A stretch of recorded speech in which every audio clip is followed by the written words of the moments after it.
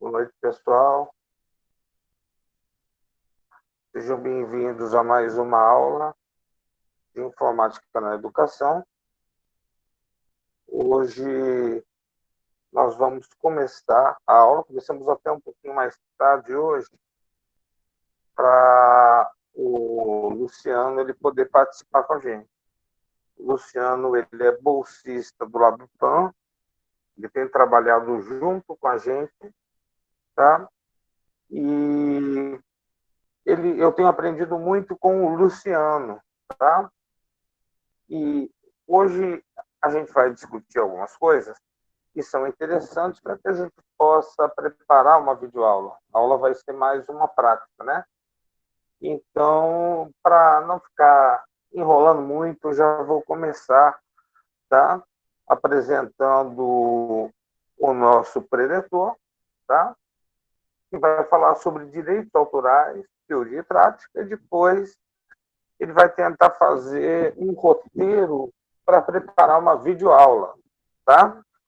Então, a palavra fica com o Luciano, ok? Luciano, fique à vontade.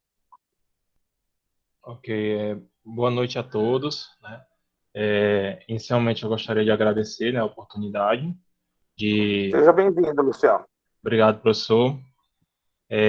Hoje a gente vai, né, procurar tentar passar um pouco, né, do que a gente vem aprendendo aí, né, com a nossa prática, né, principalmente dentro do laboratório, né, acerca de um tema que deve ser bastante explorado, né, que a gente deve prestar bastante atenção, sobretudo se a gente pretende estar trabalhando, né, com a questão das videoaulas. Sobretudo que nesse contexto, né, a qual a gente está vivendo, a gente teve que ter essa necessidade, né, bem maior do vídeo dentro da educação, né,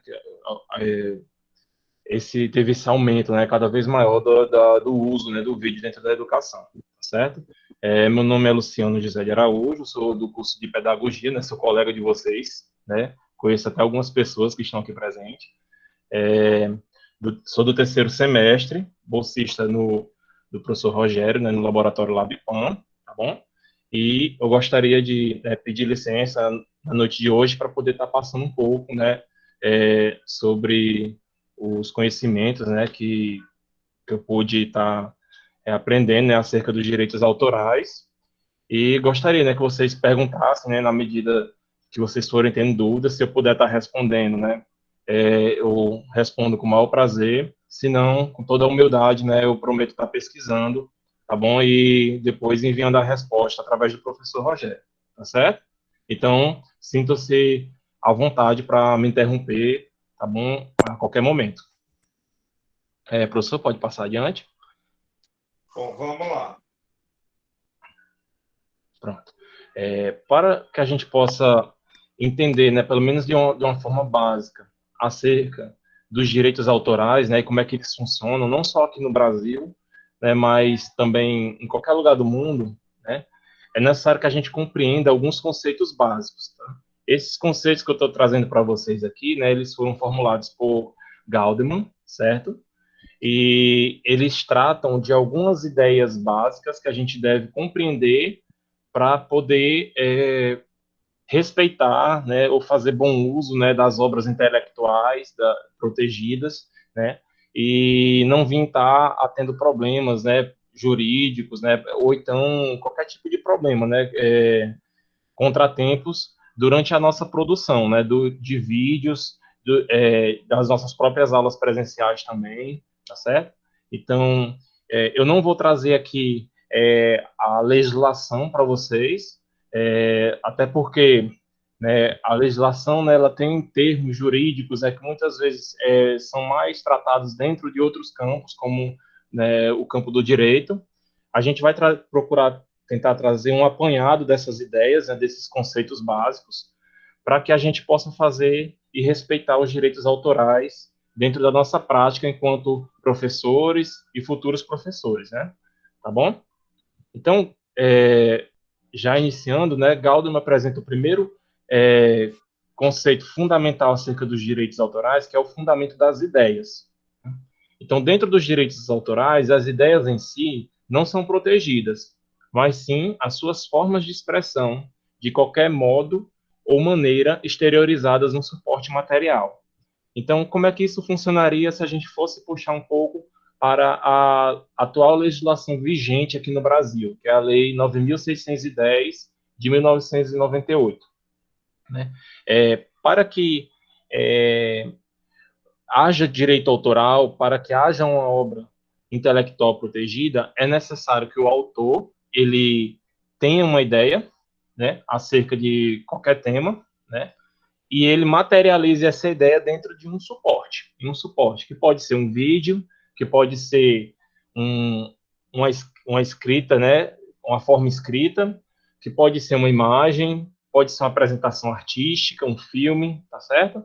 Então, essa essa materialização, né, essa ideia materializada em um suporte, ela é protegida automaticamente pela legislação, certo? Então, não, aí a gente já levanta e já derruba um certo mito que existe acerca dos direitos autorais, de que para que a gente goze da proteção, né, da lei, a gente precisaria estar registrando a nossa obra em algum repositório, registrando em algum banco de dados.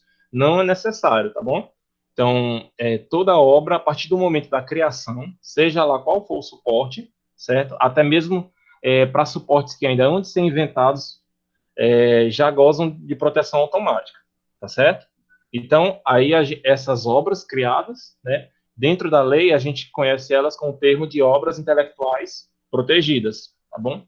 Que é toda forma de expressão do autor. Então, outro questionamento interessante é o cuidado que a gente tem que ter, né, com as ideias da gente, né?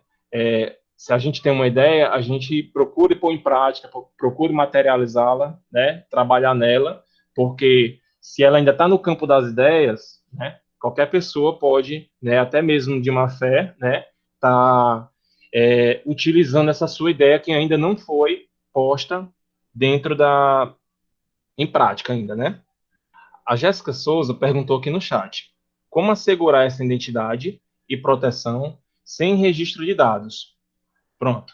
É, a gente assegura obtendo provas, né, de que a gente já havia feito essa obra anteriormente. Normalmente são os próprios arquivos que a gente vai fazendo, digamos, numa escrita de um texto, né, os arquivos em um computador, e-mails. Então a gente utiliza de outros recursos que e de preferência de recursos datados que mostre que a gente foi o autor daquela obra anteriormente àquela outra pessoa que, porventura, tenha plagiado o nosso trabalho, né? Então, claro que, como eu falei, a questão do registro, ela não é fundamental para que haja essa proteção. Ela não é necessária, mas ela é importante, né? Eu até não passei essa questão. A questão do registro, ela é importante porque tá ali, fica um registro datado, né, que você é o autor daquela obra. Mas, em termos de legislação, o registro ele não é necessário, tá certo? Então, você pode, através de outros meios, como registros de computador, no seu próprio, né, nos seus próprios arquivos pessoais, ou em um texto que você mesmo já fez e já tem ali guardado, né, uma cópia, você pode estar entrando com ação legal, né, de requisição de direitos autorais, caso você esteja sendo lesado de alguma forma, tá certo? Então, não precisa necessariamente estar registrado. Respondi a pergunta, Jéssica? Pronto. Então, vamos passar adiante, tá bom? Então, alguma dúvida nenhuma dúvida em relação a isso, né, pessoal? Você precisa materializar a ideia dentro de um suporte material para que haja, né, proteção daquela obra que você materializou, tá bom? Então, vamos passar para o próximo fundamento, ok? É o valor intrínseco, né? Que está muito ligado também a essa questão do suporte, material da obra intelectual protegida, certo? E consistiria dessa forma: a qualidade intelectual de uma obra não constitui critério atributivo de titularidade. Então, nesse fundamento básico, que é o do valor intrínseco, nós podemos fazer a seguinte analogia: tanto faz eu ter um quadro que custe, por exemplo, milhões de dólares, né? E eu ter um rabisco, um desenho que uma pessoa qualquer fez, né, num papel à parte, tá certo? Tanto faz. Essas obras, né, elas vão gozar do mesmo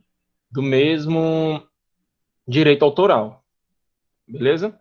Então, em relação a essa questão, tanto faz. A obra não precisa ter um grande valor financeiro, não precisa ter.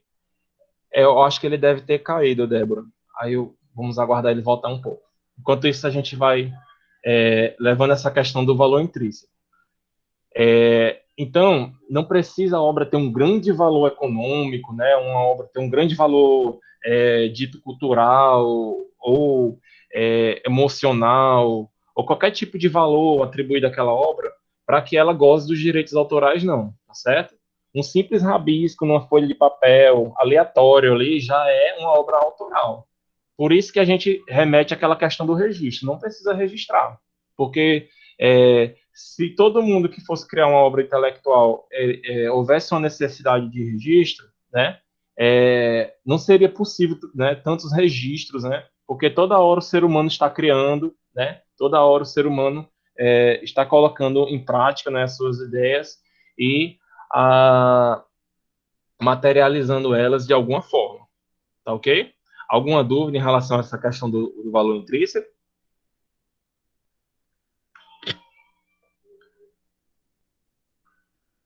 Professor, passe para o próximo, por favor. Ok. Espera aí, só um pouquinho que tá. Deu uma travada aqui. Espera um pouquinho. Perfeitamente. Tá? Ok. Pronto? Perfeito, professor. Ok. Passando para o próximo ponto, o ponto, né, o fundamento básico da originalidade. O que se protege não é a novidade contida na obra, mas tão somente a originalidade de sua forma de expressão. Então, o que está sendo protegido ali, né, é a originalidade do autor em relação àquela obra, ok? Então, por exemplo, eu posso ter N obras falando de um mesmo tema, só que cada obra dessa, né, ela vai ser uma obra diferenciada, tá bom? Então, ou seja, não precisa ser uma obra nova, algo assim que nunca foi tentado, né, para que essa obra seja protegida, certo? Então, cada autor, né, cada autor ao criar a sua obra, né, ele coloca também dentro dela, né, um pouco de sua identidade, né, ele exerce uma ação subjetiva, né, durante essa criação. Então, e como cada pessoa, né, ela é uma pessoa, todos nós somos iguais, mas diferentes ao mesmo tempo em relação a essa questão, porque cada um de nós temos visões, né, que são muito carregadas pelo nosso contexto, né, pela a forma como a gente enxerga o mundo, né, a visão de mundo da gente é diferenciada. Então, isso reflete também na nossa criação. Nós vamos ter criações originais e diferenciadas mesmo que o tema seja o mesmo, tá certo? Então, essa originalidade ela é protegida pelos direitos autorais, tá certo? O fundamento da territorialidade. A proteção dos direitos autorais é territorial, independentemente da nacionalidade original dos titulares, estendendo-se através de tratados e convenções de reciprocidade internacional. Ou seja, como é que funciona esse fundamento? Nós temos, além da lei, né, nacional, né, no caso aqui do Brasil, a 9.610, que trata dos direitos autorais, nós temos inúmeros tratados internacionais. O principal deles é a Convenção de Berna, certo? A qual o Brasil faz parte, E esses tratados, né, de reciprocidade internacional fazem com que os direitos autorais daqui, né, das pessoas ou dos estrangeiros sejam respeitados em todos os países membros, né? A Convenção de Berna conta com quase 200 países, então, ou seja, todos os direitos autorais são assegurados em qualquer parte do mundo através desses tratados de reciprocidade. Então, é interessante a gente saber disso dentro da nossa prática, né, enquanto professores que utilizam, né, o vídeo, né, como ferramenta, né, pois quando a gente vai fazer uso, né, de materiais de terceiro dentro dos nossos vídeos, né, para enriquecer e embasar, né, o conteúdo que a gente está abordando lá, o fato de um conteúdo ele ser de um autor estrangeiro, né, ou ele ter sido publicado fora do país, né, e a gente está sob uma lei nacional, não dá direito, né, de a gente utilizá-lo sem obedecer, né, as regulamentações vigentes, tanto nossa como dessas convenções, tá certo? Então, o direito autoral aqui que você tem, né, aqui no Brasil e que você deve respeitar também, vai servir tanto aqui como mundialmente também, ok? Alguma dúvida? Não se sintam acanhados, viu? Podem perguntar aí, tá certo, pessoal? Ou no chat ou me interrompendo, não tem nenhum problema. Podem Prazos, né? perguntar, pessoal. Perguntem, tá? Fiquem à vontade para perguntar. Pronto. Em relação aos prazos, né? Os prazos de proteção diferem de acordo com a categoria da obra. Por exemplo, livros, artes plásticas, obras cinematográficas ou audiovisuais, etc. Como é que funciona? É, Existe um prazo legal, né? Aliás, antes da gente entender essa questão do prazo, é interessante eu passar para vocês que os direitos do autor, né? Eles são divididos em dois. O primeiro é o direito moral, certo? O direito moral do autor, que é o direito que ele tem enquanto autor, o direito de assegurar aquela ligação subjetiva que ele tem em relação à sua obra, certo? Que seriam, entre outras coisas, por exemplo, o direito de requisitar a autoria da obra a qualquer momento, o direito de ter o seu nome, né, o pseudônimo, ou sinal convencional, né, que ele utiliza como autor, né, colocado ali junto com a obra em questão, né, a qual ele é autor, o direito, por exemplo, de retirar a obra de circulação, caso a sua viabilização venha a estar ferindo, né, os seus direitos de imagem ou imputando a ele qualquer tipo de constrangimento, certo? Ele pode alterar a obra a hora que ele quiser, certo? Esses são direitos morais do autor, né? E os direitos morais, eles são ininterruptos, eles são, entre aspas, assim, vitalícios, né? Pois o autor, ele vai ser sempre o autor daquela obra, certo?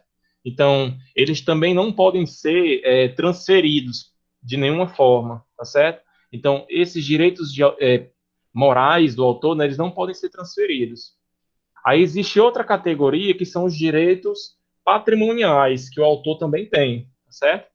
Como o próprio nome já diz, o direito patrimonial, né, é o direito do autor que ele tem de explorar economicamente a sua obra, ou não, caso ele não queira, certo? Então, dentro desses direitos estão, por exemplo, o de vender a obra, né? O de colocá-la à disposição em canais de TV, em repositórios, né? Entre outras coisas, tá certo? Então, esses direitos patrimoniais, eles têm um certo prazo de validade, tá certo? Então, o autor ele não vai, e os descendentes dele não vai ter esse direito para sempre, tá certo? Eles vão cessar. Esses prazos vão variar. Tiago? Eu já vi a pergunta, professor. Se for a pergunta. Beleza. Tá bom. Esses prazos, eles vão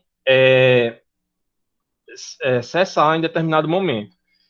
Só que esse tempo, né, de validade, né, desses direitos, eles variam de acordo com a obra, dentro da legislação brasileira e nas demais também.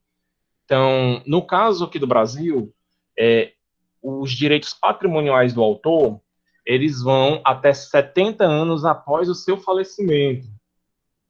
No caso de obras literárias, artísticas, científicas, tá certo? Até 70 anos após o seu falecimento. Então, depois que ele falece, né, quem fica detendo esses direitos são os familiares, né, os descendentes diretos, tá certo? No caso de obras audiovisuais, que é interessante a gente ressaltar, porque as videoaulas se enquadram dentro desses tipos de obras, né? É, é um pouquinho diferente. Desculpe, só beber um pouco d'água.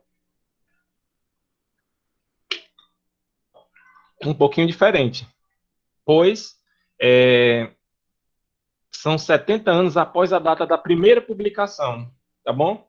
Então, por exemplo, se for publicado uma videoaula hoje aqui, né, a qual, digamos, eu seja o autor, então, em 2090, né, essa minha videoaula, ela vai cair em domínio público, tá certo? Então, a partir do momento que cai em domínio público, e a gente vai explicar mais para frente o que é o domínio público, né? É, são cessados, né, os direitos patrimoniais do autor e as outras pessoas, né, vão poder usufruir economicamente também da obra dele, tá certo? Respondendo a pergunta da Débora Albuquerque, poderia dar mais um exemplo sobre valor intrínseco. Pronto. O valor intrínseco está associado à qualidade da obra, entendeu? Tipo assim, que existe um mito a associar a questão de obra intelectual protegida àquelas grandes produções, né? Aquela questão da gravadora, não sei o que. Não é só esse tipo de obra que é protegida, não. Ela pode ser qualquer obra, ela pode ser protegida, independentemente do valor econômico, qualquer tipo de valor que ela venha a ter, tá certo? Então, eu posso ter, por exemplo, o apanhado de lições que o professor coloca ali em sala de aula, né? Aquelas lições que ele coloca no quadro branco, né, na lousa, elas são uma obra intelectual protegida. E o professor é o autor daquela obra e ele tem direitos autorais sobre ela, certo? Então, é uma coisa cotidiana, né? Todo dia o professor está passando lição ali no quadro, né? E a gente pode ter obras que custam milhões também, e que são até raras também, e não são tão cotidianas, e gozam também do mesmo valor. Então, o valor é esse, né? Independentemente do valor que a obra venha a ter, ela vai gozar dos mesmos direitos autorais, tá certo? A Fabiana Gomes perguntou: gostaria de saber quais os aspectos que são levados em conta para ser considerado plágio. Pronto. Eu posso entrar nessa questão do plágio daqui a pouco, tá bom, Fabiana? Que aí a gente fala mais calmo, certo? Mas eu posso tratar essa questão com você também. Tá bom? Com vocês, aliás. A Débora Albuquerque perguntou: como um autor pode ou deve proceder caso seu trabalho, por exemplo, um artigo que foi criado por duas pessoas, a sua publicação sem permissão do outro autor? Como proceder? Pronto. Pelo que eu entendi, foi o seguinte: a pessoa fez um trabalho com outra, né? E essa outra pessoa publicou, né, o trabalho, né, sem a permissão da primeira, não é isso? Pronto. É, Você tem duas escolhas, né? Aí, primeiro, você pode reivindicar a autoria dessa obra. Procure, por exemplo, comunicações que você tenha feito com essa pessoa, de preferência datadas, tá certo? E pode até entrar com ação ou falar diretamente com a pessoa, ver se consegue resolver amigavelmente, porque como direito moral que a pessoa tem é o de reivindicar a autoria da obra a qualquer momento. Então, pode passar anos, mas se você tem como comprovar, né, se você tem trechos de comunicação com essa pessoa, você pode reivindicar a autoria, tá certo? ou se essa obra, né, fere, né, de alguma forma a imagem, né, ou qualquer outro aspecto, né, pessoal seu, você pode reivindicar, por exemplo, que a obra seja retirada de circulação. Então, vai depender muito do que você quer em relação a essa questão dessa obra em questão, tá certo? Seria isso a resposta? Deixa eu só subir aqui um pouquinho o chat. Pronto. A tia Fabi Conta perguntou: então, após a morte do autor de uma obra, da obra, a obra se torna em domínio público após 70 anos, é isso? Exatamente, tá bom? Se for uma obra é, artística, científica, certo?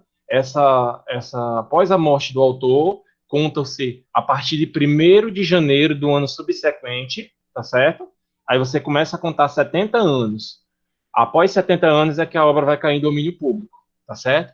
Ah, e se o autor morreu, como é que eu peço permissão para usar, né? Aí tem que pedir aos familiares ou descendentes diretos, tá bom?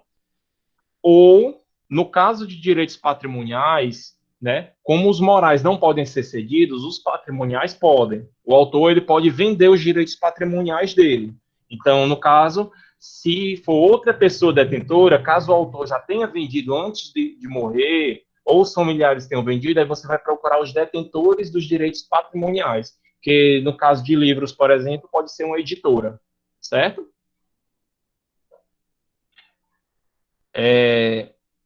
Estou gostando, viu? Muitas perguntas. Jéssica Souza, depois de 70 anos, os familiares perdem os direitos?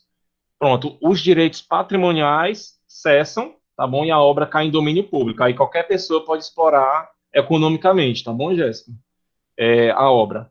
Só que o autor continua tendo direitos morais. Então, assim, vamos utilizar um exemplo dos livros de Machado de Assis, que são obras que estão em domínio público. Eu posso, ou você, ou qualquer um dos colegas aí podem, por exemplo, se tiver uma gráfica ou algum lugar que possa fazer impressão, uma pequena editora, pode fazer os livrinhos de Machado de Assis e vender, sem nenhum problema.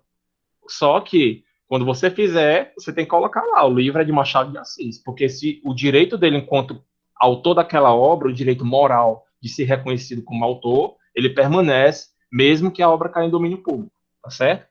E quem vai gerir essas questões vai ser o Estado, não serão mais os familiares, tá bom? Eu acredito que eu tenha respondido todas, né? A tia Fabi Conta perguntou se é os familiares que recebem, né, esses direitos patrimoniais. Sim, né? Se o autor não tiver cedido, né, em vida, né, para outras pessoas esses direitos patrimoniais, né, os familiares é que vão arcar com esses direitos, tá certo? Então, podemos passar adiante, professor.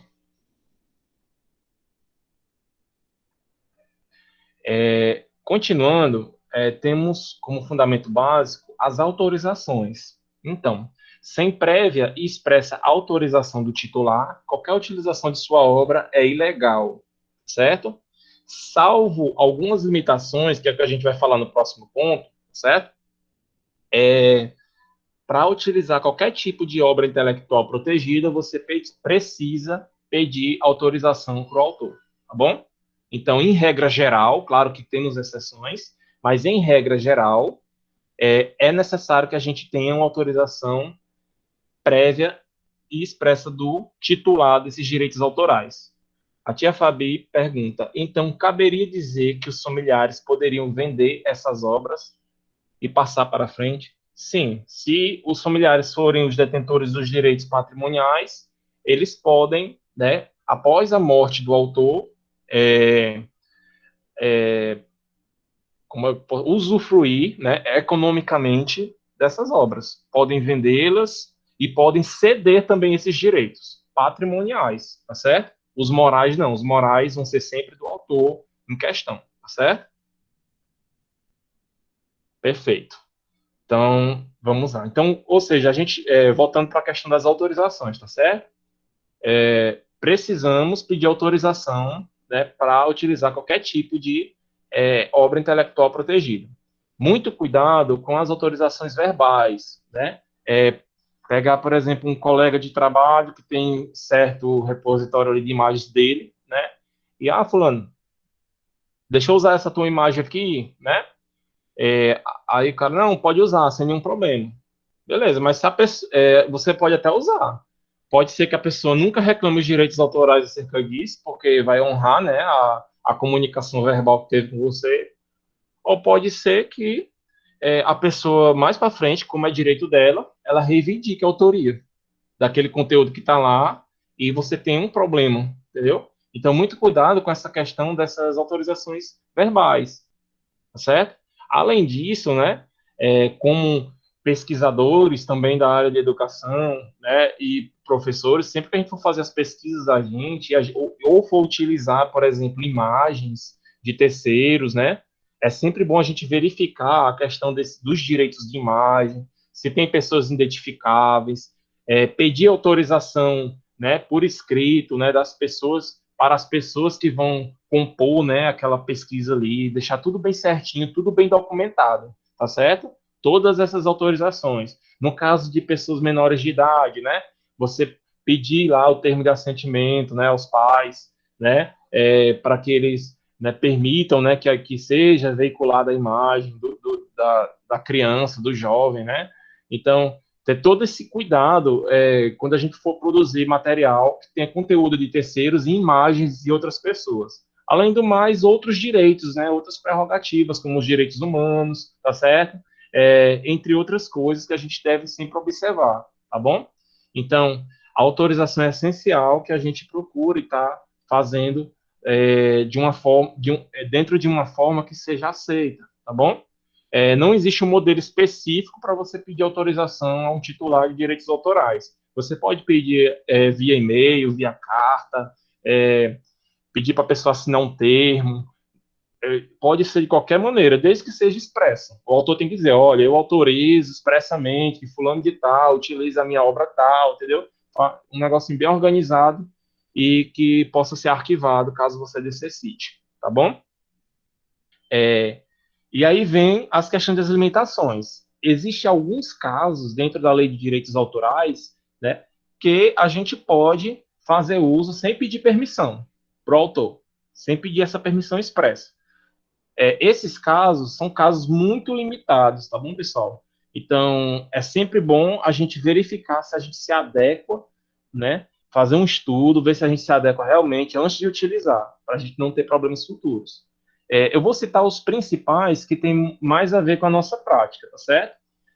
Um deles, né, é a utilização em pequenos trechos para fins de estudo, pesquisa ou polêmica, né? De obras literárias, artísticas ou científicas. É a citação, a famosa citação que a gente faz dentro dos trabalhos acadêmicos, né? Então, esse tipo de uso, ele é permitido por lei, tá certo? Então, você não precisa ir lá no autor ou nos familiares dele, né, depois que tenha morrido, e pedir para usar no seu artigo científico, né, em seu slide, esse tipo de conteúdo não. Você pode citar o autor ali, seguindo as normas da ABNT, né, sem nenhum problema, tá certo? E muito cuidado só com essa questão de pequenos trechos, tá bom? Pequenos trechos, a lei ela não estabelece o que é um pequeno trecho. Então, vocês têm que procurar se resguardar e usar, né, esse recurso da forma mais adequada possível, tá bom? Então, se está em pequenos trechos, por exemplo, não é a gente pegar, por exemplo, uma página inteira, por exemplo, de um livro e colocar como citação, né? Referenciar tudo bem direitinho. Isso, Fabiana Gomes perguntou, as referências também fazem parte. Pronto, exatamente. É aquela questão, né, das normas da ABNT, né, da Associação Brasileira de Normas Técnicas. Então, tudo obedeça, né, com o formato, né, como é que se pede, né, dentro da academia, e procure também colocar isso para o cotidiano, tá bom? Referenciando bem o seu trabalho, certo? e utilizando somente o necessário, tá bom? Porque essa limitação, fazendo até uma redundância, né, essa limitação ela é bastante limitada mesmo, tá certo? Outra coisa interessante para quem trabalha com vídeos é a liberdade que você tem para, por exemplo, parodiar, né, determinado material, né? Desde que essas paródias, né, elas não impliquem em descrédito ao autor ou à obra dele, né, e nem atrapalhe a exploração econômica dessa obra, tá certo? E parafrasear, tá certo? Determinado conteúdo. Por exemplo, eu tenho um livro muito raro em uma língua estrangeira e eu quero disponibilizar para os meus alunos e os meus alunos ainda não dominam essa língua e eu acho tão interessante esse tema e é tão pouco só existe nesse livro, né, abordado dessa forma. Você pode fazer uma resenha, por exemplo, desse livro, né? Ou seja, você vai contar o que tem ali no livro com outras palavras, né? E emitir até mesmo uma opinião, tudo mais. Então, esse tipo de recurso vocês podem utilizar, certo? Desde que citada a fonte, né, e as referências da forma adequada, tá certo? Então, e a paródia, né, é interessante também. Dentro do próprio YouTube existe uma doutrina chamada Fair Use, que a gente vai falar um pouquinho dela brevemente, até como forma introdutória, que vocês podem utilizar alguns trechos de vídeos, né, do YouTube, mesmo sendo protegidos, e dentro do trabalho de vocês. Aí, quando a gente chegar lá no Fair Use, eu explico melhor, tá bom?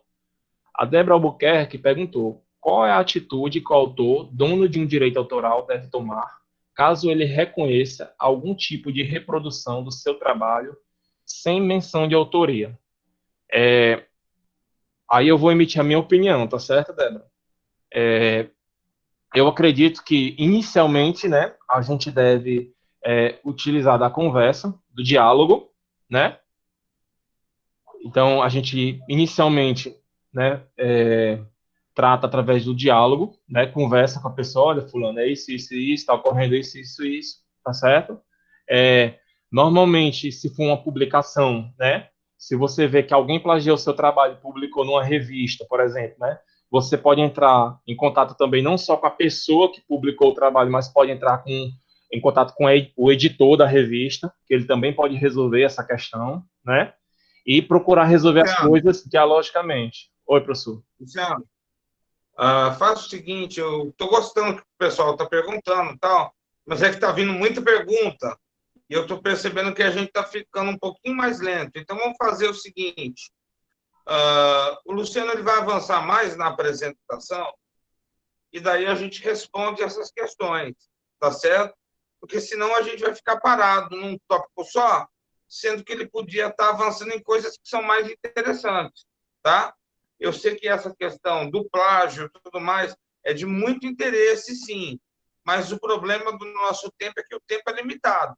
Então, vou pedir para o Luciano ele avançar, tá? Até rapidamente na questão da autorização, limitação, titularidade, independência, tá? E daí a gente e no final a gente vai responder essas questões, tá bom? Vocês podem colocar as questões, fiquem tranquilos, mas a gente vai tentar responder dentro das possibilidades, tá bom? Então vamos lá, Luciano, fica à vontade. Pronto, viu? Só concluindo a questão da Débora, né, para não deixar pela metade,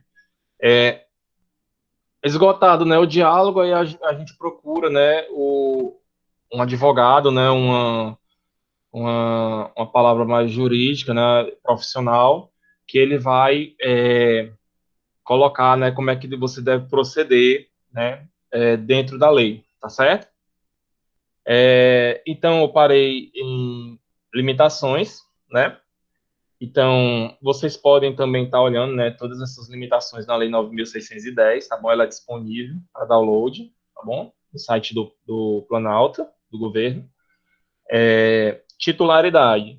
A simples menção de autoria, independentemente de registro, identifica sua titularidade, né? Foi o que eu falei, né, para vocês. Não precisa registrar a obra, né, para que você já seja titular daquela obra, né? Você só precisa criá-la mesmo, né? Mas é sempre bom você guardar né, um registro, né, da sua criação, tá bom? Ter esse cuidado caso alguém, né, de má fé, de má índole, venha a estar plagiando o seu trabalho, ok? Independência. As diversas formas de utilização da obra intelectual são independentes entre si, recomendando-se, pois, a expressa menção dos usos autorizados ou licenciados nos respectivos contratos, certo? Então, é interessante, né, que você, as obras, né, elas são independentes. Então, você tem que mostrar de onde veio, né, ser o mais fiel possível e mostrar de onde veio aquela informação, né? Um exemplo legal, né, é essa própria citação que eu estou fazendo aí, ó, logo acima, né, Fundamentos Básicos sobre os Direitos Autorais, segundo Galdeman, que foi quem criou os fundamentos, né, e a norma da ABNT me permite, através do recurso ACUD, né, dizer que Galdeman foi citado por Filho numa obra de 1998. Notem que a obra de Galdeman ela é anterior, então ele é o detentor, né, dessa ideia aí, né, dos fundamentos, né, de direitos autorais, né, dessa divisão que ele fez, ok?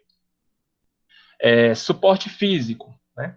A simples aquisição do suporte físico ou exemplar contendo uma obra protegida não transmite ao adquirente nenhum dos direitos autorais da mesma.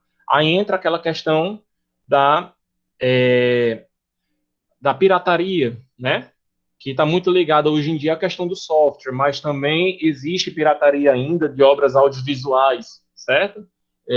Então, o simples fato de eu obter, né, um suporte físico, pode ser um livro, pode ser um CD, pode ser qualquer tipo de suporte, não me transmite os direitos autorais sobre aquela obra. Eu só tenho direito de reprodução, direito de ter aquela cópia ali, o copyright ele é bem específico, né, que você não pode fazer reproduções, né, você não pode copiar esse produto ou usufruir economicamente dele. Para isso, existem outras formas de licenciamento que vão permitir, e a gente vai falar mais adiante. Eu, isso, exatamente. Pronto, pode passar adiante, professor. Se eu estou falando um pouco mais rápido, pessoal, se vocês tiverem dúvida, podem ir deixando no chat. Eu respondo ao final, tá certo? Agora, eu gostaria de falar para vocês sobre alguns conceitos, né, que existem acerca dos direitos autorais, tá bom? Os principais conceitos jurídicos, né, acerca dos direitos autorais é o copyright e o copyleft, tá bom? Para explicar a diferença entre um e outro, eu gostaria de ler essa citação aqui do livro de Canale, a qual ele coloca mais ou menos sobre que perspectiva a gente deve observar essas diferenças, tá bom? Desde a Idade Média, sobretudo após a invenção da imprensa, é intensa a discussão acerca de como seria tratado o conhecimento. Se ele seria tratado de forma coletiva, como um bem comum, disponível a toda a humanidade, ou como um bem individual, ou seja, uma forma de propriedade passível de proteção, garantindo a seu autor o direito sobre essa propriedade. Notem aí que aí está sendo tratado muito mais a questão do conhecimento do que a questão da exploração, né, econômica da obra. E aí, se o professor puder passar adiante, aí eu vou explicando isso nos próximos slides, tá bom? À esquerda, né, o símbolo do copyright.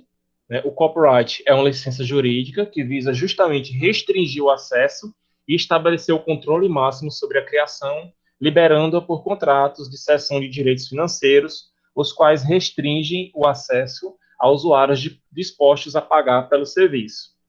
E é característica do copyleft, a qual o símbolo está à direita, que seria, segundo Lima e Santini, uma nova forma de relação contratual construída a partir da lógica do copyright, porém garantindo liberdade de uso aos usuários, ou seja, permitindo liberar o que as licenças proprietárias proíbem.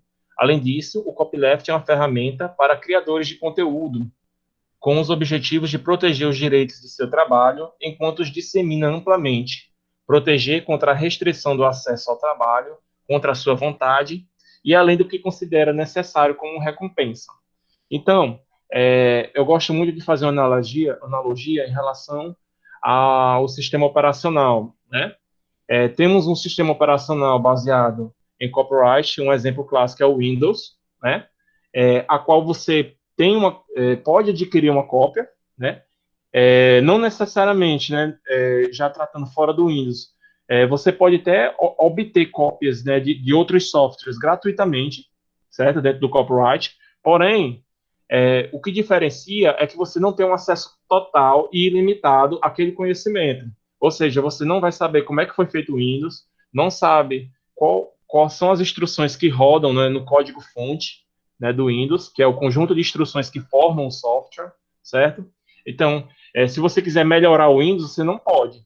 Você tem que esperar as atualizações que a Microsoft manda para você poder ter acesso a coisas novas. Você não pode ter acesso àquele conhecimento ilimitado.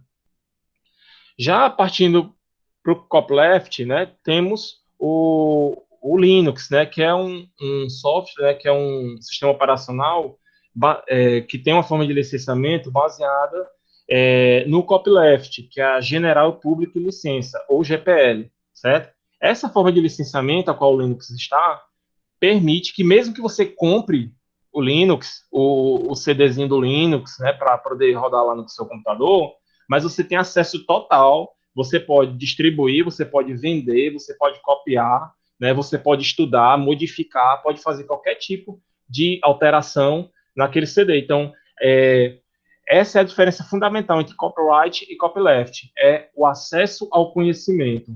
Enquanto um restringe esse acesso, o outro libera esse acesso de uma forma mais simplificada e estimula, né, que outras pessoas participem desse processo de criação do conhecimento e melhore cada vez mais o conteúdo e a produção, né, desse material. Ok? Podemos passar adiante?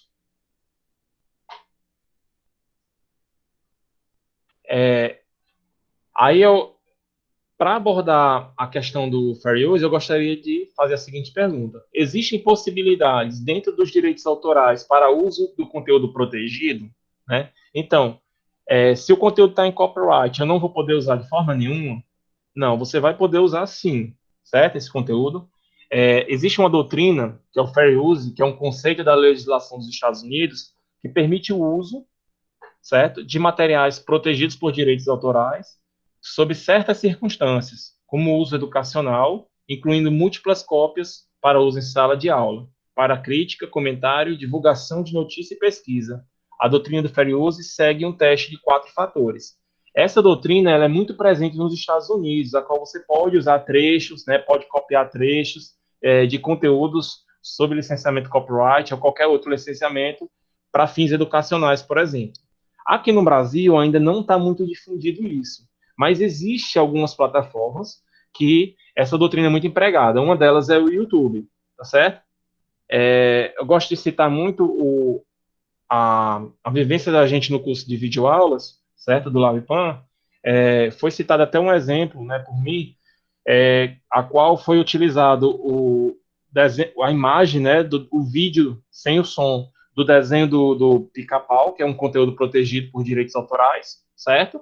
E a pessoa que utilizou fez uma paródia colocando uma música, a qual nessa música, ela falava sobre a correta asepsia durante o período da pandemia, entendeu? Então, ela utilizou somente o vídeo, né, parte do conteúdo, e modificou ele para servir a um propósito diferente do original, né, que seria um desenho animado.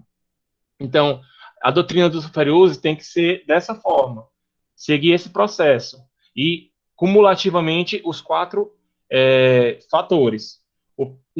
O propósito e tipo de utilização, incluindo se o mesmo é de natureza não comercial ou educacional sem fins lucrativos. Então, o conteúdo que você for usar não pode ser comercial, tá certo?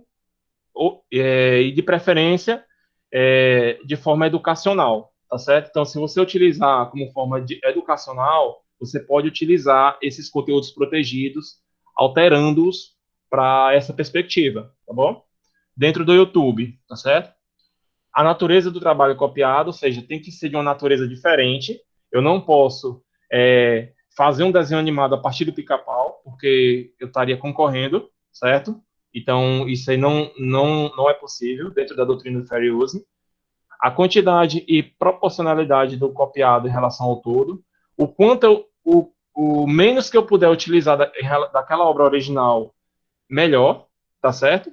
Então, no caso, quem utilizou, né, o autor que fez essa modificação, ele utilizou apenas o vídeo, ele excluiu o áudio original por completo, entendeu? Então ele utilizou apenas uma parte. E o efeito do uso relativamente ao mercado potencial ou valor do trabalho sob direito do autor. Então, você não pode prejudicar a exploração comercial do autor. Então, por isso que essa obra derivada tem que ser não educacional ou não comercial, e ela não pode concorrer diretamente com a obra do autor, tá certo? Então, seguindo esses 4 pontos, dentro do YouTube, vocês podem utilizar material protegido que está lá dentro, tá certo? Sem nenhum problema. Podemos passar adiante? Outra perspectiva que a gente pode tentar fazer para poder estar utilizando o material é utilizar as obras que estão em domínio público, né? Conforme eu já falei, expirado o tempo legal dos direitos autorais, as obras entram em domínio público, onde podem ser reproduzidas, copiadas e consultadas livremente. Eu deixo aí para vocês, né? Eu acho que o professor vai deixar disponível aí no SIGA esse material, e tem o link aí para um repositório muito legal do governo federal, que são de obras que estão em domínio público, tem várias obras lá, tá certo? E quem não conhece, né, eu sugiro que dê uma visitada, vocês podem fazer o download e utilizar sem nenhum problema, desde que respeitados os direitos morais do autor que permanecem, tá bom? Então, quando for utilizar, é só fazer a menção da autoria e as referências direitinho, segundo as normas, que não vai ter nenhum problema, ok? Vamos passar adiante. Outra possibilidade, né, é utilizar licenças baseadas no copyleft, né? Aí eu deixo o principal tipo de licenciamento, um dos principais, perdão, tipos de licenciamento baseados no copyleft, que é o Creative Commons, certo? Ele é uma forma de licenciamento simplificada, a qual o autor, de forma visual, deixa já explicitado como ele quer que seja disponibilizada e como ele quer que seja feito, seja usada essa obra dele, ok? Então, existem várias combinações de licença, tá bom? As licenças do Creative Commons, elas aparecem dessa forma que vocês estão vendo aí no vídeo, certo? Elas são bem visuais, ou podem ser através das siglas que tem logo abaixo dos círculos, tá bom? Então, cada símbolo desse, ele vai ter um significado. Eu coloquei ao lado, na descrição, vocês podem estar se aprofundando depois, mas eu vou explicar basicamente o que é cada um, tá certo? As 3 primeiras formas de licenciamento, elas permitem compartilhamento, edição e distribuição comercial, tá certo? A primeira, que é o CC0, que tem esse símbolo do zero aí, dentro de um círculo, tá bom? Permite que você abra mão de todos os seus direitos autorais, inclusive os morais. Poxa, mas, Luciano, tu não disse lá que na lei tem dizendo que não pode ceder os direitos patrimoniais? Pronto. Só que também eu disse que dentro do copyleft, né, o copyleft ele é uma forma de uso jurídico que veio expandir, né, as fronteiras do copyright, do copyright, tá bom? Então, o que antes era complicado no copyright, o copyleft veio para melhorar. Então, se você gosta de contribuir, por exemplo, com a comunidade, né, e disponibilizar obras, abrindo mão até mesmo da sua autoria para que outras pessoas utilizem, você pode licenciar, né, o seu produto que você fez, né, através do licenciamento CC0. Então, tudo é permitido. E não é necessário você fazer menção. Deixa claro somente a questão da etiqueta que a gente tem que ter, né? Mesmo que o autor permita que a gente não o mencione em nossas obras derivadas, por questão de etiqueta e de incentivo, é sempre interessante que a gente assim mesmo faça essa menção, tá bom? Até porque se a gente também adere também a essa questão, a gente gostaria muito também de ser lembrado, né? Logo abaixo, a segunda forma, aqui tem esse bonequinho e a sigla BY logo abaixo, BY, certo? É a licença de atribuição do Creative Commons. Essa licença permite que você utilize o conteúdo e o compartilhe e o edite da forma que você achar melhor.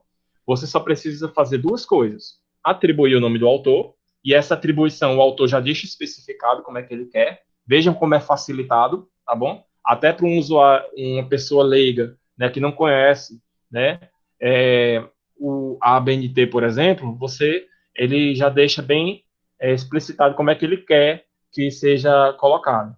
Claro que para trabalhos científicos, né, o que prevalece é a BNT, tá bom, pessoal? Então, mesmo que o autor coloque lá, você tem que dar um jeito lá de colocar conforme a ABNT, tá certo? Então, você tem que atribuir o nome do autor, colocar um link para a licença, que esse link já é gerado automaticamente no site onde você pega esse conteúdo, e dizer que foi feita alterações caso tenha ocorrido alterações. Né? No caso desse próprio quadro que eu estou apresentando para vocês, parte dele é de outro autor, tá certo? Então eu coloquei aqui do lado direito a fonte e eu coloquei a forma que o autor disse que queria que eu disponibilizasse, né? O link para a licença, onde tem CC BY, e logo abaixo eu coloquei as alterações que eu fiz. Ó. Eu adicionei as legendas e esse quadro azul que circunda, né? A parte verde aqui, essa arte, certo? A terceira forma de licenciamento é uma forma a qual eu passo na minha obra derivada, que eu quero que seja feita sempre na mesma forma de licenciamento, ou seja, eu tento manter o licenciamento. Então, quando vocês encontrarem essa setinha em sentido anti-horário, ou o nome SA, a sigla SA, significa que você tem que compartilhar a mesma forma de licenciamento, o seu conteúdo. Então, se é uma licença de atribuição, o seu conteúdo derivado vai ter que estar licenciado sobre uma licença de atribuição também da mesma forma. Então, isso é interessante para que você mantenha, né, para que as próximas pessoas que forem pegando esse conteúdo, elas não restringam o acesso ao conhecimento, porque elas vão ter que ficar mantendo, entendeu? Elas são obrigadas pela forma de licenciamento. Logo abaixo, temos formas um pouco menos permissivas, tá bom? Que só vão permitir compartilhamento e edição, tá bom? Então, se eu ver conteúdo sobre essas formas de licenciamento, essas próximas duas formas que eu vou falar, vocês não vão poder utilizá-las para fins comerciais, tá certo? Então, a primeira é a combinação da licença de atribuição com essa licença NC, que tem o símbolo do cifrão, que é não comercial. Então, é a mesma coisa da licença de atribuição, você pode usar para qualquer fim, ou de qualquer forma, perdão. Pode editar, pode expandir, pode compartilhar, de qualquer forma. Só que essa forma, esse local onde você vai fazer, né, esse modo, ele é não comercial. Então, só vai servir para fins educacionais, né, para fins de estudo, mas não pode lucrar economicamente com essa obra, ok? E a outra é a combinação daquela anterior, de atribuição não comercial, compartilha igual. Então, é a mesma coisa. Eu vou manter a forma de licenciamento, ela vai continuar sendo atribuição não comercial para todas as obras derivadas, tá certo? Por último, temos as formas menos permissivas, aquelas que estão mais próximas do copyright. Então, o Creative Commons permite que você também restrinja também acesso ao conhecimento do seu conteúdo, viu? Então, essa atribuição, que é a BY, mais a ND, que é esse símbolo de igual dentro de um círculo, né? Ela vai dizer que não aceita derivações. Então, você pode usar o conteúdo tal qual ele está lá, ou seja, compartilhá-lo. Você apenas poderá compartilhar, não poderá alterar, diminuir o tamanho, tá bom? Já é tudo pré-definido e você só pode fazer desse jeito, tá bom? E a outra, o uso é mais restritivo ainda, porque esse uso vai ter que ser não comercial. Notem que as licenças do Creative Commons são combinações que você vai fazendo, né, no próprio site da Creative Commons quando for fazer o licenciamento, que qualquer pessoa pode fazer, tá bom? Não precisa de advogado, não precisa nenhum grande aparato jurídico para fazer esse licenciamento, tá bom? Vamos passar adiante.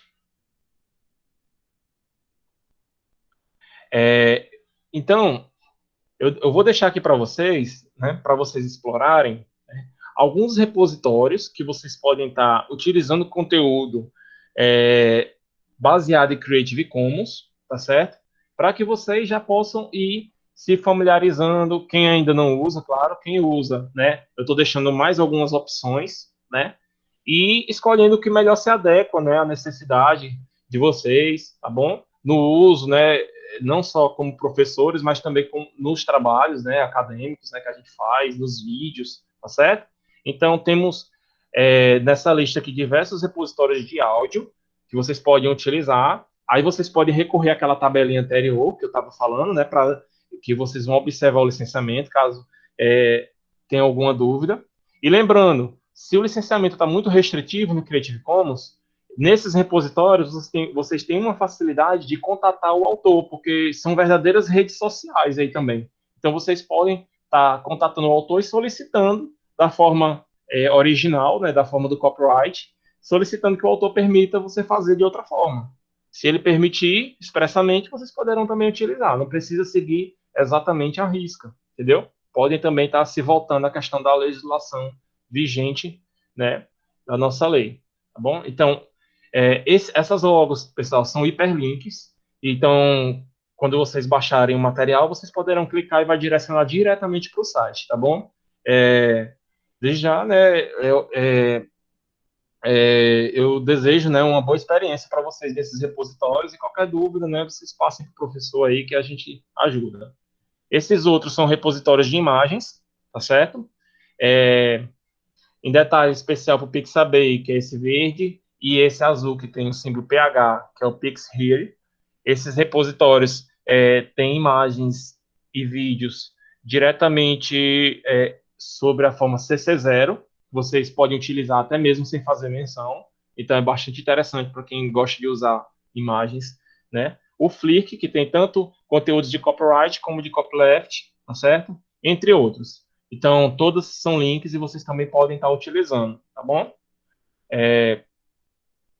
E caso, né, nenhum desses repositórios agrade ou não tenha, né, o conteúdo que vocês querem, vocês podem estar lançando mão desses motores de busca de alguns sites, como o Wikimedia Commons, que é da Wikipédia, certo? Que tem vários conteúdos específicos lá, né? E eles mostram bem direitinho os direitos de uso que você tem, né, a respeito daquilo ali, e são todos baseados no Creative Commons. O Internet Archive, que tem várias formas de licenciamento dentro dele, bastante explícitas, e é uma gama de material que tem desde softwares de computador até imagens, vídeos, programas de TV e etc. E o próprio motor de busca, que é o CC Search, que é da próprio site do Creative Commons, tá bom? Vocês também poderão acessar clicando diretamente na logo, tá bom? Passar adiante, professor. Então, aqui são as referências, né, em relação ao conteúdo que eu abordei. É, se vocês podem estar colocando as dúvidas aí no chat, eu sei que essa parte final a gente adiantou um pouco mais, mas eu prometo estar respondendo na medida do possível, tá bom? Os materiais estão disponíveis na íntegra e vocês também podem estar acessando para se aprofundar cada vez mais, ok? Em relação aos direitos autorais, eu encerro a minha apresentação e passo a palavra para o professor Rogério. Bom, pessoal, aí está um pouco do que o Luciano ele sabe, né? Ele domina muito esse assunto, tá? E é importante a gente ter ideia dessa estrutura, né? Para a gente saber como funcionam os direitos autorais. O professor está sendo, principalmente depois da Covid, conclamado a fazer material didático, videoaulas, né? Entre outras coisas. No entanto, uma das coisas que eu gostaria de chamar a atenção, já indo para as questões, a questão do plágio, né? Você poderia agora falar um pouquinho sobre essa questão, Luciano?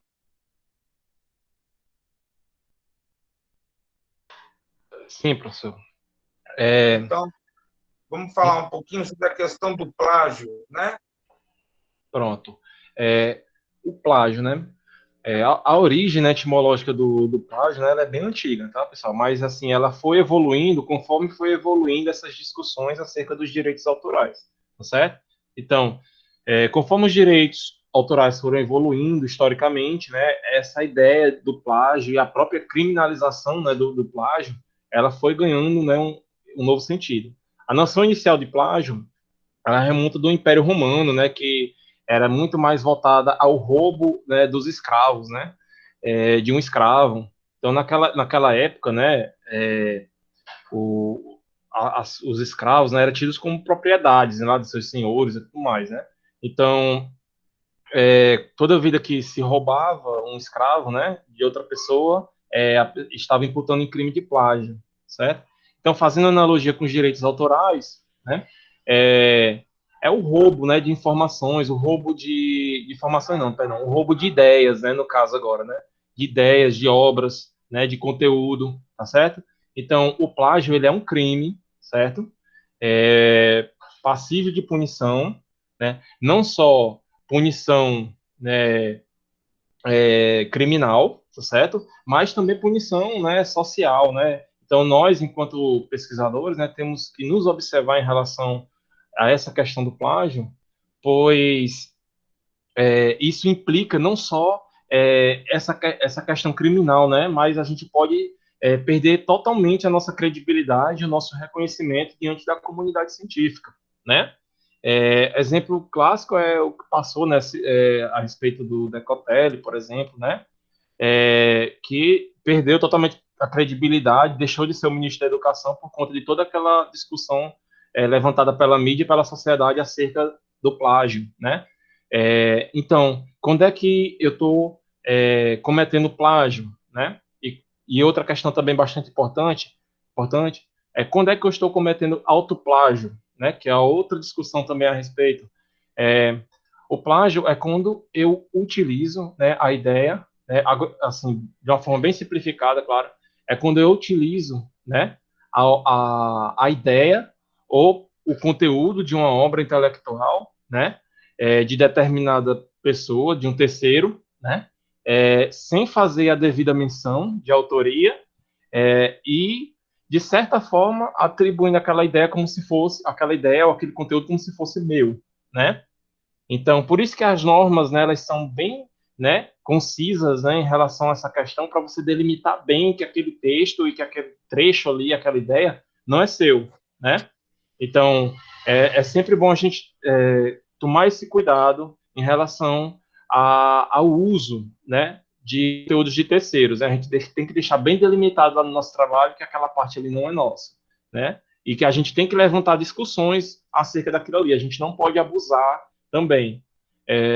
Acerca dos direitos autorais, a gente tem aquelas limitações, né, que a gente pode fazer o uso de pequenos trechos, mas a gente tem que tomar cuidado para não abusar desses usos, né? A gente tentar levantar também as nossas ideias diante daquele conteúdo ali. Outra questão é o autoplágio. O autoplágio é quando a gente utiliza um conteúdo que é nosso, né? Um conteúdo mais antigo, que é nosso, dentro de outro conteúdo, de um conteúdo mais novo, né? De autoria da gente. Então, como é que a gente poderia caracterizar o autoplágio? Digamos que eu tivesse feito uma publicação em uma revista no ano de 2019, né? Um artigo científico, né? E hoje ou amanhã, no ano de 2020, eu pego esse mesmo artigo, modifique pequenos trechos desse artigo, né? E publique como se fosse um artigo novo, né? Um outro artigo diferente, tá certo? Isso é um autoplágio, tá certo? Porque eu estou fazendo, eu estou utilizando de má fé, porque eu estou pegando conteúdo que já foi publicado e republicando isso várias vezes, entendeu? E a ideia da, da nossa produção, né, é inovar, é continuar, né, a discussão do conhecimento, não é ficar repetindo ele várias vezes, né? Então, o autoplágio está muito ligado nessa questão. Você pode citar a si mesmo, né, dentro de uma obra mais nova? Pode perfeitamente. Você vai utilizar as mesmas normas que você usa para citar um terceiro, tá bom? Então você pode, né, citar, né, trechos de obras anteriores suas, sem nenhum problema, mas da mesma forma e o mesmo cuidado, né, que você tem quando vai fazer uma citação de um texto de terceiros. O professor Rogério quer complementar alguma coisa? Eu acho, vou complementar, tá? Pessoal, acontece muito a questão do plágio, tá? E isso não é de hoje, desde muito tempo a gente tem isso. Eu me lembro que, por volta dos anos 2002, 2003, eu orientei uma jovem e o título do trabalho na UES era Ctrl+C, Ctrl+V, né? A obra de fazer trabalhos na internet, se eu não me engano. E era justamente sobre essa indústria do plágio, tá? E o plágio, além dele ser crime, né? A partir de 2012, veio também o autoplágio, que é você plagiar os seus próprios textos, tá? O Luciano ele mencionou à tarde, inclusive, que isso se deve à questão do autoplágio hoje, porque tinha muita gente que tinha feito meia dúzia de artigos e ficava fazendo autocitação. Muitas vezes mandava para um congresso, mandava para outro congresso o mesmo texto, sem alterar nada, né? E se tornou crime essa prática em 2012, tá? Antes de 2012 não existia o autoplágio. Depois de 2012 passou a existir, tá? Então, hoje em dia já está criminalizada essa prática, a gente tem que ter muito cuidado. Inclusive, essa é uma das práticas. Outra prática também é copiar texto, né? E é uma prática que a gente faz muito hoje em dia ainda, né? Então, o pessoal copiar um livro, copiar um texto, mas é muito mais por questão econômica, por questão da dificuldade financeira, né? O pessoal copia muitas vezes um capítulo de livro, às vezes até um livro inteiro, porque é muito caro o livro no Brasil, né? E uma coisa que é importante, que os repositórios das universidades e outros repositórios têm feito ultimamente é disponibilizar os trabalhos no formato PDF. Você pode ver que nas referências do Luciano, todos os trabalhos que ele menciona, tá? Eles estão em formato PDF, tá? Quer dizer que a gente pode baixar, pode estudar, né? E eu tenho procurado fazer a mesma coisa, da mesma forma. Primeiro, porque valoriza os trabalhos da Universidade Brasileira, né?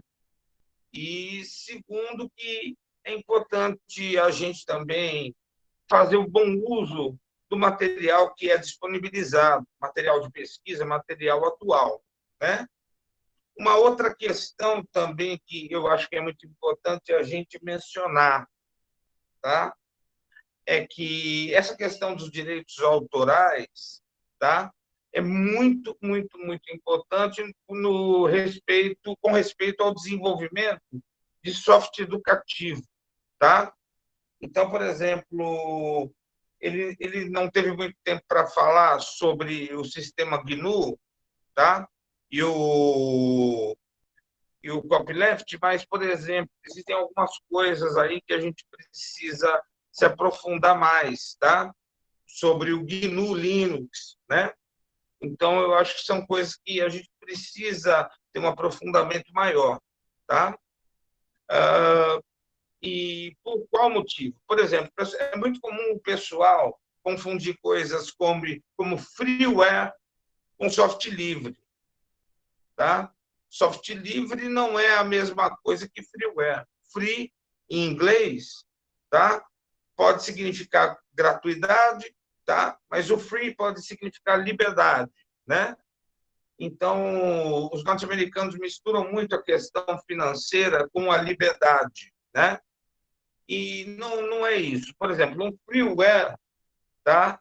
Você pode baixar, pode utilizar, mas ele não te dá o direito de você modificar o software, alterar aquilo, tá? Às vezes é utilizado até como técnica de venda o freeware, né? E o open source, tá? é uma forma de liberdade, mas é liberdade de expressão, tá? E a liberdade de expressão é muito mais importante do que essa liberdadezinha financeira que a gente muitas vezes pode ter ou não tem em relação a esses recursos, tá?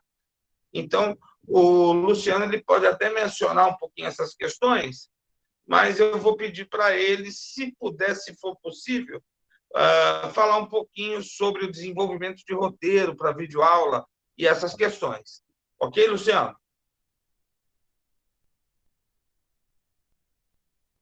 Tá ok, professor. Nájila Amorim, professor, como se escreve esses sistemas que o senhor falou? Eu acredito que seja esse aqui, né, Nájila? No Linux. Isso. E o professor falou também sobre um conceito dentro de software que é freeware, né? Isso. Freeware quer dizer que é grátis, aquele programa, mas ele não é livre, tá certo? Então, vocês não vão ter acesso total àquele programa, vocês vão ter acesso às ferramentas que ele disponibiliza, mas se vocês quiserem melhorar, ele está dentro de um licenciamento copyright. Então, vocês não têm acesso, tá bom? Vocês ficam refém, né, da empresa ou do desenvolvedor daquele programa esperando as atualizações. Você não tem liberdade, tá bom? O open source, que eu vou botar aqui para vocês como se escreve, tá? Eu acho que é separado. É separado.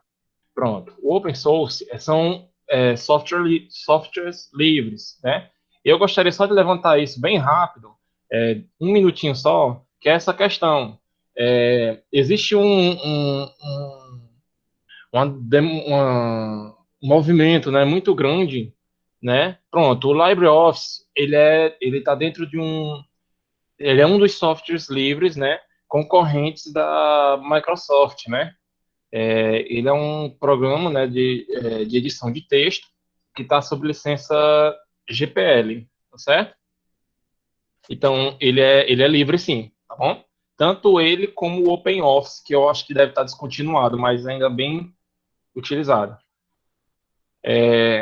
Então, assim, por que que a gente deve levantar essa questão de freeware, de software livre, dentro da produção de videoaulas, por exemplo, né? Existe um movimento muito grande na internet, se vocês olharem no YouTube, só o que tem é tutorial a respeito disso, de como craquear programas, né? De como é que você burla uma licença de um programa, que é o crack, né? Então, são softwarezinhos específicos, né, que agem, né, bloqueando, né, o desenvolvedor do programa para que ele não consiga reconhecer que você está fazendo mau uso daquele programa no que cabe à questão de licenciamento. Aí você consegue ter acesso às ferramentas do programa, né? Um programa que custa 2, 3 mil reais, você consegue ter acesso, né? Sem pagar nada, o que fere, né? O copyright, no caso, né? Não precisa a gente aderir a esse movimento também, pessoal. Claro que se não tem como, né, poder ter dinheiro, né, para poder pagar, né, essa exorbitante quantia, né, que esses softwares, né, são vendidos, né, podemos recorrer ao software livre, que são softwares que não perdem em nada para esses. O que acontece é que existe um preconceito também em relação a esses programas, muitas vezes, por parte das pessoas que utilizam o software proprietário, né, e pensa que por ser livre não tem as ferramentas adequadas, mas tem, né, porque é toda a comunidade que desenvolve ao mesmo tempo esses programas, certo? Eles já têm até mais ferramentas, entendeu? E você pode utilizar eles gratuitamente, ou se for pagar alguma coisa a receita, uma quantidade ínfima, entendeu? Um valor ínfimo se for comparar com essas grandes marcas aí do mercado. Então, quando a gente vai tratar a questão de videoaulas, por exemplo, isso ocorre muito nos softwares de edição de vídeo, né? Temos várias marcas aí, né, consagradas aí, né, no mercado, mas também temos muitos softwares, né, como o OpenShot, né, o LibreShot, que são o Blender, né, que são programas de edição que nós podemos utilizar em nossas videoaulas. Além de os demais outros programas, né, que temos, que são livres, e também tem cunho educacional, né, como o GeoGebra, né, que até é um software que o professor trabalha, né, é, entre outros programas que você pode estar utilizando em sala de aula com seus alunos, que também são livres, tá bom? Então, fica a dica, né? Vamos tentar ver essa perspectiva livre para que a gente tenha um acesso maior ao conhecimento também, tá certo? E a gente também não tem que estar pagando tanto e nem burlando o licenciamento, ficando contra a lei, utilizando esses recursos, né, ilegais, tá certo? Sobre a questão dos roteiros, eu gostaria de pedir licença a vocês para apresentar. Professor, nossa aula vai até que horas?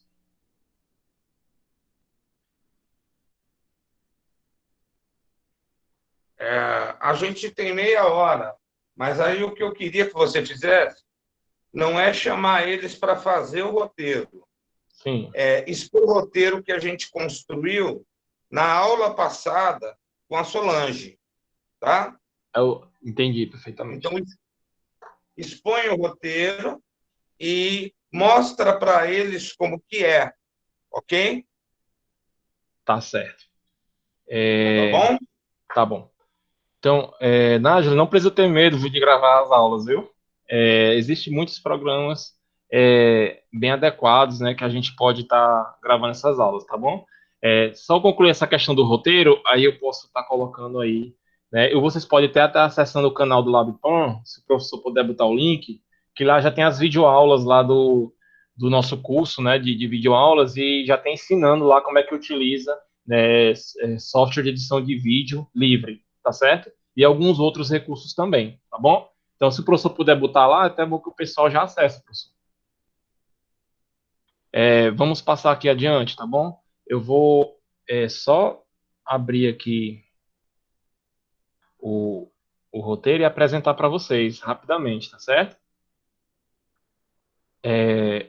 Hoje, mais cedo, nós fizemos a elaboração de um roteiro, certo?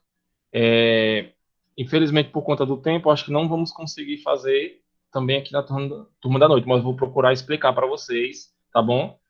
Alternando entre os dois arquivos. Esse arquivo aqui vai ser disponibilizado em branco para vocês, tá bom? Para vocês criarem o de vocês, ok? E eu vou procurar tá mostrando as diferenças, tá certo? Bem rápido. Tá todo mundo visualizando, né? Deixa eu só conferir aqui. Estão visualizando, pessoal? O arquivo? Perfeito. Então vamos lá. Então esse aqui é um modelo em branco, tá bom? É um modelo proposto pela gente para elaboração de videoaulas, tá certo? A gente tentou colocar, inserir dentro desse modelo, né, uma perspectiva mais pedagógica, tá certo? Porque existem modelos de criação de roteiro para vídeos, né, que eles só vão delimitar os materiais, as cenas, tudo mais, mas não vão delimitar essa questão mais pedagógica, essa construção dessa sequência didática, tá bom? É, então, é sempre interessante a gente também estar observando isso para a produção das nossas aulas, certo? Em vídeo.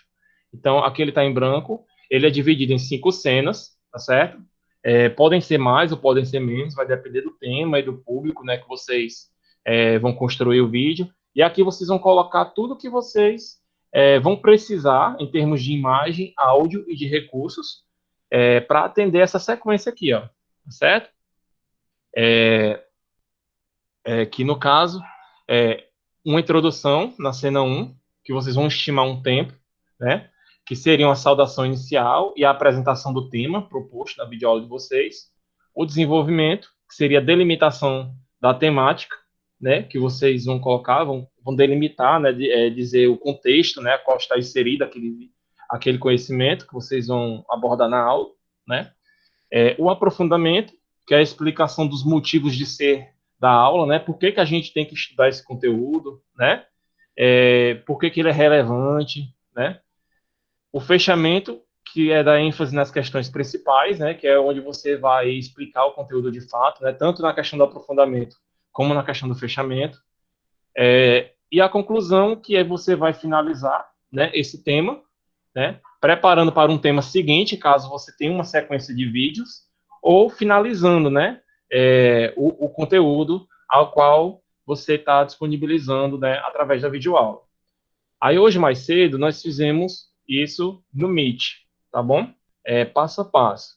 Eu vou mostrar para vocês aqui como é que ficou, tá certo? Mais ou menos. Só um minuto aqui. Ele desceu aqui um pouquinho, mas deixa eu ver aqui.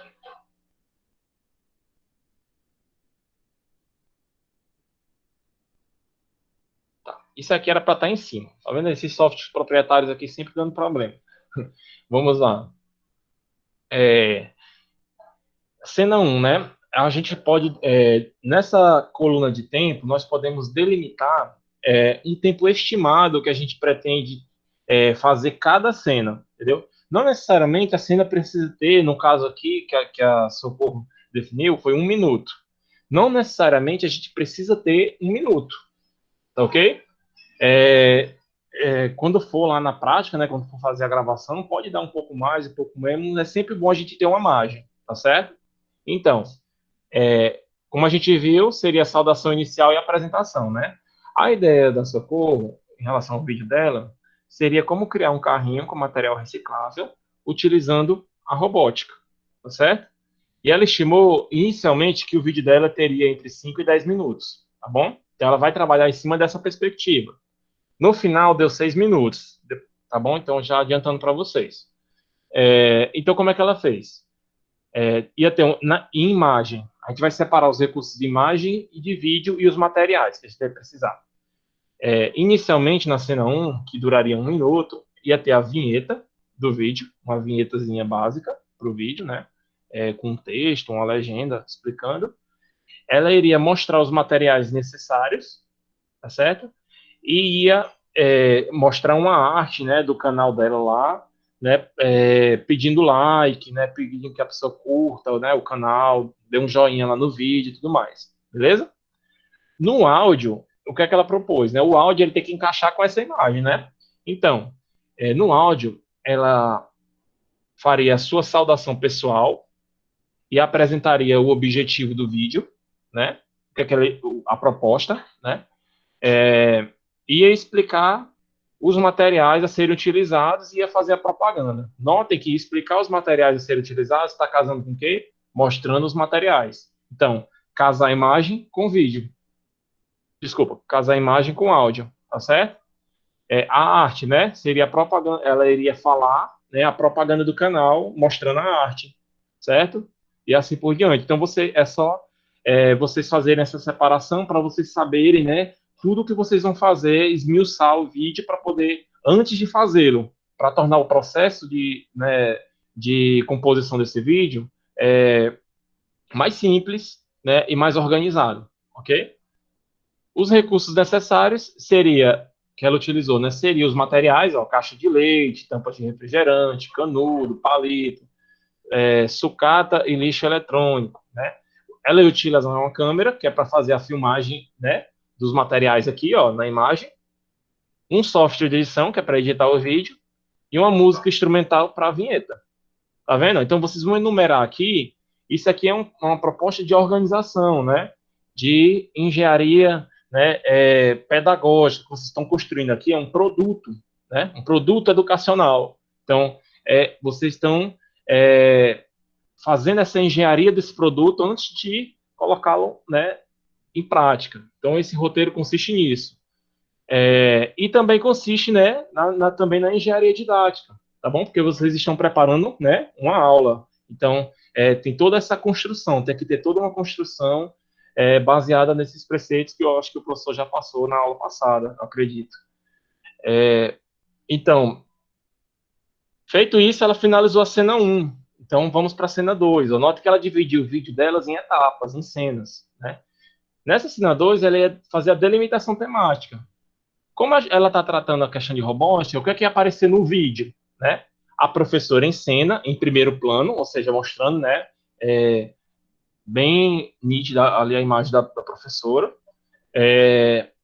e legendas ao lado da professora com as palavras-chave sobre o tema, que no caso o tema dela teria as seguintes palavras-chave: robótica, reciclagem, meio ambiente, educação, né? E como é que seria o áudio para casar com essa imagem? Ela ia colocar um áudio de fundo, baixinho, né? Um efeitozinho sonoro. Ia ter a voz da professora, e a voz da professora, ela colocou o que é que a professora ia falar aqui, uma base, né? Não precisa colocar tudo que ela vai falar, uma base. Ela ia fazer a contextualização do tema e a explicação sobre os conceitos básicos da videoaula, que no caso era robótica, meio ambiente. Notem que está casando com as palavras-chave aqui, ó. Tá vendo? E o que é que precisa? A câmera para filmar a professora, produzir as legendas no software de edição e a música instrumental para colocar aqui no áudio de fundo. Notem que tudo é casado, tá vendo? Juntando tudo vai dar um vídeo.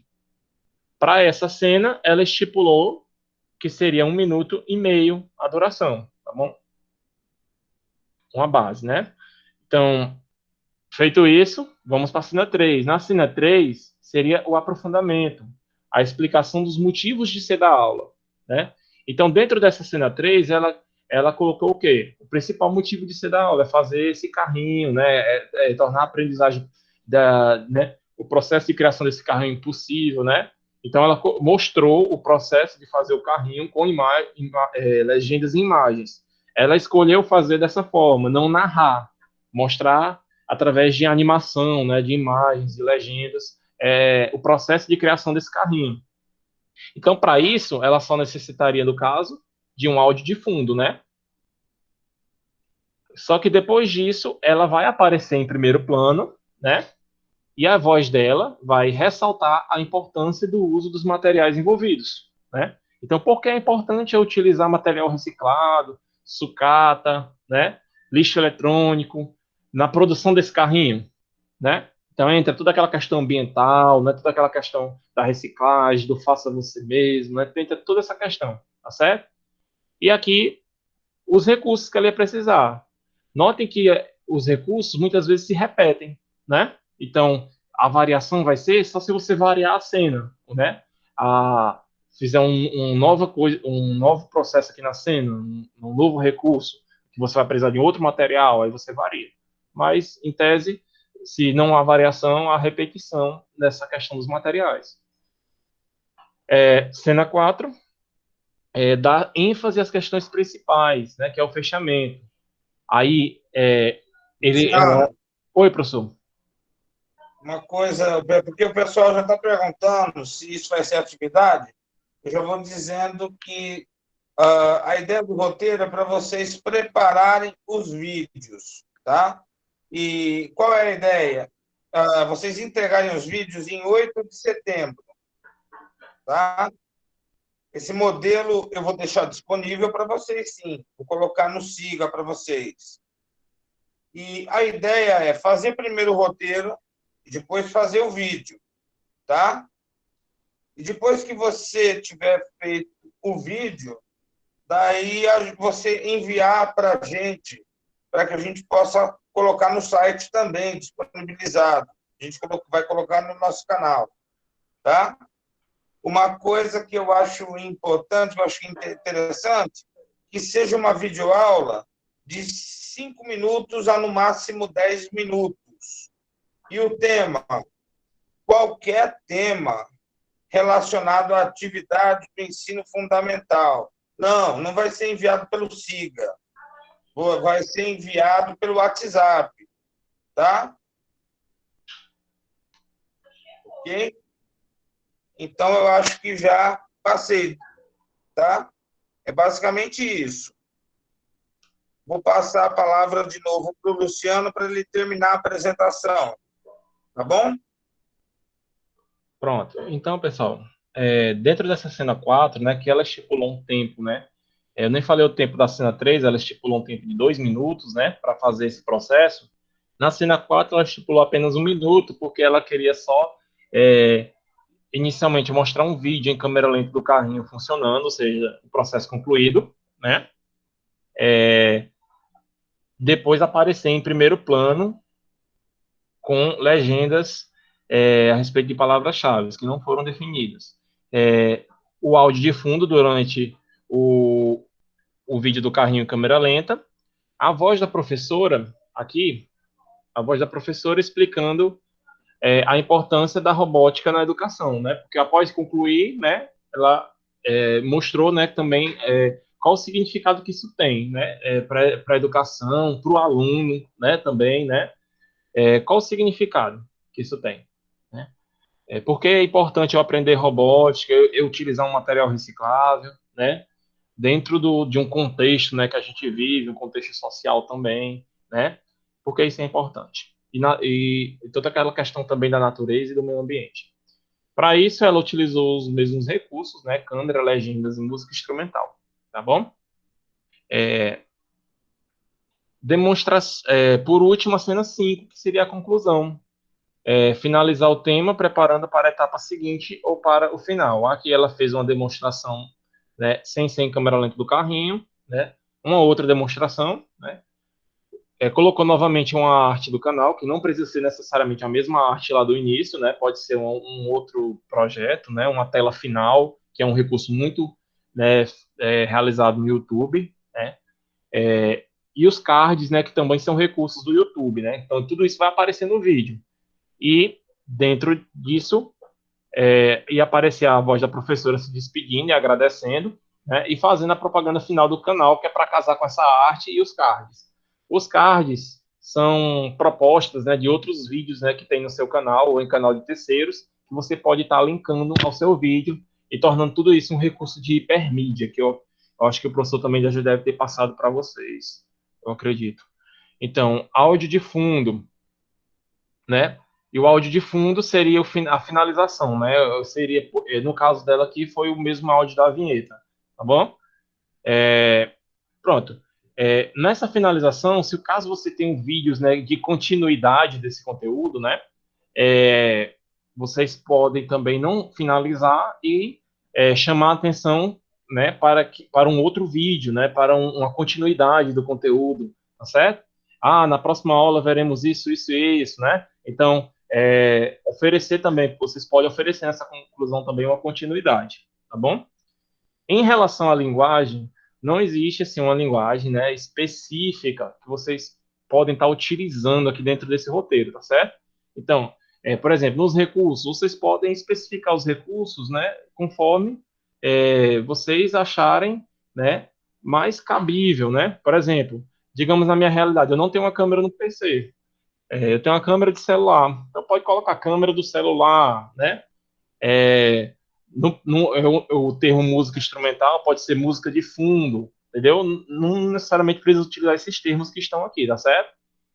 Claro que você coloque numa linguagem mais clara e objetiva possível, porque senão pode dar problema na hora que vocês forem fazer o vídeo, vocês não entenderem, tá bom? Então, essa é uma proposta, né, de roteiro que vocês podem estar utilizando para elaborar. Vocês podem também estar melhorando, né, a proposta, né, adicionando outros recursos aí dentro desse material e elaborando, né, essa videoaula conforme aí o tema, né, que o professor propôs aí para vocês, né? No caso, o tema não, mas o assunto, né? Conforme vocês acharem melhor, tá bom? Então, eu encerro essa questão do roteiro, né? Eu vou dar uma olhadinha aqui, ver se tem dúvidas, tá bom? A Nájila Amorim falou: minhas aulas são de no mínimo 20 minutos, já estou tendo uma leve crise de ansiedade aqui, porque nunca fiz uma aula tão curta. Nájila, é sempre bom, dentro de videoaulas, você procurar ser o mais objetiva possível, tá bom? Você pode fazer conteúdos, né, explicando pontos, né, da forma mais objetiva possível. Claro que é sempre bom fazer uma boa divisão. Assim, nesse vídeo aqui, por exemplo, eu tenho uma videoaula eu tenho um conteúdo que ele vai levar para mim 40 minutos, né? Eu consigo eu posso dividir esse conteúdo em uma sequência didática, né? Que em 4 vídeos, né? Você pode elaborar essas sequências didáticas também, entendeu? De 10 em 10 minutos. Então, vai muito dessa questão. Luciano, Oi, professor. uma coisa que podemos sugerir para eles é o seguinte, tá? eles têm até o dia 8 para fazer essa apresentação de videoaula, tá? Uma questão que eu acho que é importante, que eles poderiam fazer, eu coloquei os links do canal do Labipan, vocês podem visitar os nossos cursos de videoaula, tá? Eu tenho 10 capítulos dos cursos de videoaula, vocês podem assistir para ver como vocês poderiam fazer. E no último capítulo, geralmente, nós temos videoaulas também, tá? Então, eu acho que compensa dar uma olhada num momento desse, ok? Isso. E lá no canal do LabPan também tem tutoriais de alguns aplicativos, né? De gravação de tela, por exemplo, para quem quer utilizar o recurso de gravação de tela para poder gravar os slides, né? E a voz, tá certo? Inclusive aparecendo a câmerazinha do lado, né? Está sendo muito utilizado. Então tem alguns recursos lá de gravação de tela. Nas próprias videoaulas tem o software de edição, alguns softwares de edição que a gente tratou dentro do curso de videoaulas. Então, vocês podem estar visitando lá e, e fazendo uso desse material lá, tá bom? Caso tenha alguma dúvida, deixa nos comentários lá no YouTube. A gente procura responder também, tá bom? Na medida do possível, a gente pode estar auxiliando nisso, ok?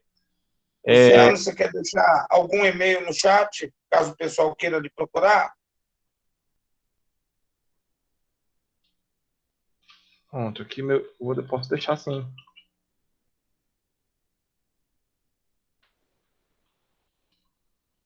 Só um minuto, tá? Beleza. Então, o Luciano vai deixar um e-mail dele no chat, tá? Pessoal, não é difícil, não. É trabalhoso, mas não é difícil, tá? E eu gostaria que vocês observassem, analisassem mesmo esse roteiro com carinho, com cuidado, tá? Bom, tem alguma coisa a mais a comentar, Luciano? Não, só agradecer, viu, pessoal? Muito obrigado pelo tempo de vocês, né? Pela paciência, né? Nessas quase 2 horas de aula, tá certo? Eu espero que eu tenha ajudado, né? De alguma forma, tá certo? Desejo para vocês, né? Toda a sorte do mundo em relação à produção desses vídeos, né? Que vocês explorem, vejam aqueles repositórios lá que estão, que vocês vão gostar, tá certo? Cliquem lá nos links, vão experimentando, tá certo? E tudo de bom, viu? Qualquer dúvida, podem colocar Deixa, no canal do YouTube mesmo, porque pelo menos fica lá registrado, porque às vezes é a dúvida do outro colega, tá bom? Mas não tem problema, pode mandar no e-mail Luciano, também. alguma recomendação de software de edição para eles? Sim, deixa eu ver aqui. Eu, livre, né? Isso. OpenShot. Esse aqui, tá bom? Deixa eu ver se eu boto logo o link aqui para vocês. Ou então eu mando pro professor, tá bom? Aí ele disponibiliza. E tem o Library Shot. Não, Shotcut, pronto. Então, beleza, Pronto, o pessoal. Ocan é para gravação de tela, Igor, viu?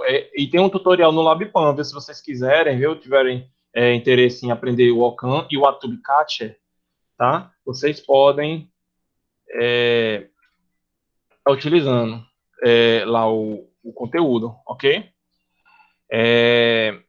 Existe também esse aqui, ó, Cap. Só não estou muito certo na escrita, mas eu acho que é assim, Capwing, que ele é online, tá certo? Vocês podem, eu acredito que dê para usar também no celular, viu? O celular é uma questão meio complicada, tá? Porque ele normalmente está trabalhando muito esses aplicativos com planos, entendeu? Que vocês têm que fazer. Aí às vezes o vídeo sai com tarja, essas coisas. Eu não tenho uma vivência muito grande no uso com o celular, mas eu utilizaria o Filmora no celular, tá bom? Filmora, mas ele é pago, tá, pessoal? Mas ele tem alguns recursos gratuitos que vocês podem estar utilizando. O Camtasia eu não reconheço, eu sei que ele é pago também, mas o Igor está colocando aí a sugestão e é interessante que vocês experimentem. Software de edição, pessoal, a gente adota, tá certo? Então é bom a gente ir experimentando alguns, ver o que melhor se adequa para a gente, o que melhor a gente tem facilidade de uso, e a gente adota esse, tá bom? Então, eu recomendo aí, como software livre, né? E como já uso, né? A questão do Shotcut, principalmente, tá bom? Ele é gratuito e tem versões tanto para Linux, como para Mac, como para Windows, tá bom? Depois eu disponibilizo o link para vocês. Deixa eu. Quer falar mais alguma coisa, professor? Eu posso até estar procurando o link Não. enquanto eu falo.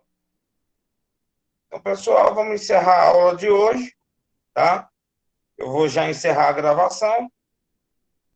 Um abraço e uma ótima semana para todos vocês, tá? Esperem um pouquinho que o Luciano ele pode colocar aí um link para vocês. Mas por hoje foi só, tá? Um grande abraço. Nós não temos lição de casa em fórum de discussão essa semana, tá? A lição vai ser para o dia 8, que vocês entreguem uma videoaula, ok?